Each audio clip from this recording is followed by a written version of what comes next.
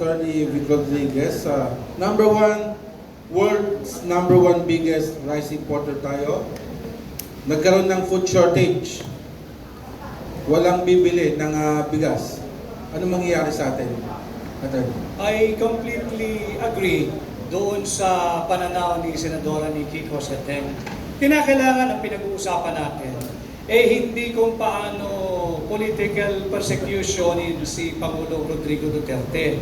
Kailangan ang pinag-uusapan natin ay hindi kung paano i-impeach ang ating Vice Presidente na hinalal ng 32 million Filipinos. Kailangan ang pinag-uusapan natin, hindi na dapat yung paulit-ulit na wala naman direksyon o giyang malinaw na Quadcom.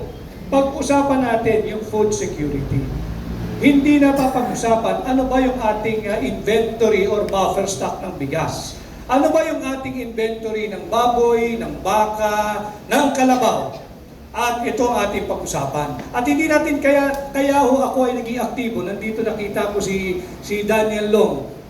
Kaya ho ako ay naging aktibo doon sa ating ginagawang Forum on Anti-War sapagkat wala tayong sa posisyon makipagdigma sa ating higanting kapitbahay at superpower na China. Para lang po sa kaalaman ng lahat dito at yung mga nakasubaybay sa kanilang tahanan, sasakyan, opisina, kung nasan man kayong panig ng mundo. Alam po ninyo, ang number one source of imported products sa ating mga Pilipino ay ang bansang China. Pag tayo ay nakapagdigma o nakita natin bigla, one day, na tayo ay nasa armadong komprontasyon sa ating kapitbahay at number one source of imported products sa China at itinigil nila yan, hindi po kayang pakainin ng gobyerno ang kanyang populasyon. Yan ang masaklap na katotohanan. At ito dapat ang pinag-uusapan. Ulitin ko, yung problema natin sa food security hindi matutugunan at hindi kasagutan ang patuloy na political persecution na dinaranas si Pangulong Rodrigo Duterte. Hindi rin politika ang sasagot sa ating problema ng food security sa pag-i-impeach kay Vice President Sara Duterte. At lalong hindi ang kapatuloy na Quadcom hearing ang tutugon sa problema natin ng walang kasiguruhan pagdating sa pagkain at makakain nating mga Pilipino.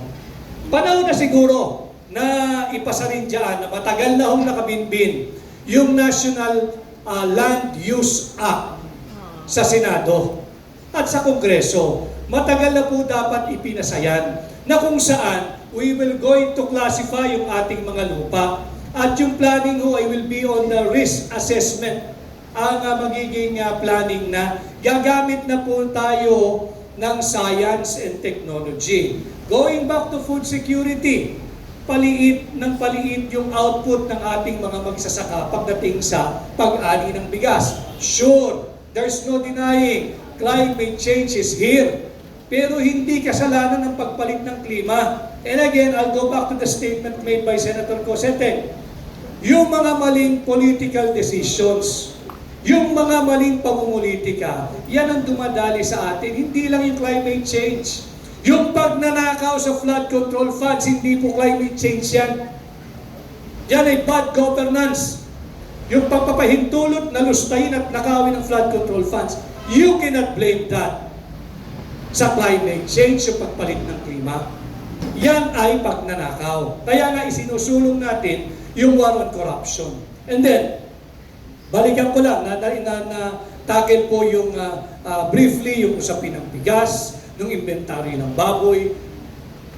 Yung 1992, ipinasa po ni then Senator, eventually naging Pangulo ng Pilipinas, si Joseph Erap Estrada, yung batas creating the Philippine Carabao Center. 1992, it is already 2024 or 30 years after.